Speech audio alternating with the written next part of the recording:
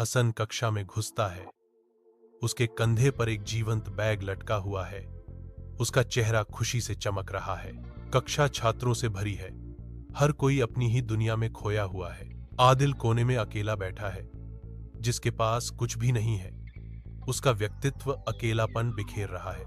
हसन की निगाहें आदिल पर पड़ती हैं और सहानुभूति की एक लहर उस पर उमड़ पड़ती है, क्योंकि वह उसकी उदासी की गहराई को महसूस करता है।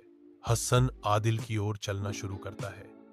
उसका रंगीन बैग हर कदम के साथ धीरे धीरे झूलता है। हसन आदिल के सामने घुटने टेकता है। उसका भाव करुणा से नरम पड़ जाता है। हसन उद्देश्यपूर्ण ढंग से खेल के मैदान में घूमता है, आदिल की ओर जा रहा है। हसन आदिल के पास जाता है। उसके चेहरे पर चिंता झलकती है।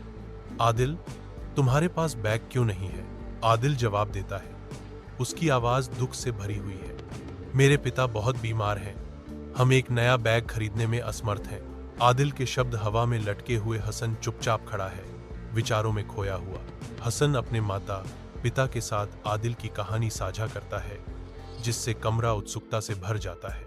हसन के माता पिता मुस्कुराहटों का आदान प्रदान करते हैं। उनकी आंखों में समझदारी भरी गर्मी कमरे में फैल जाती है।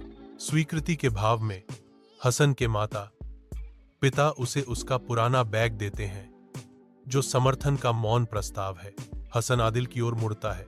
उसकी आवाज में एक आशावादी सवाल। आदिल, यह तुम्हारे लिए है।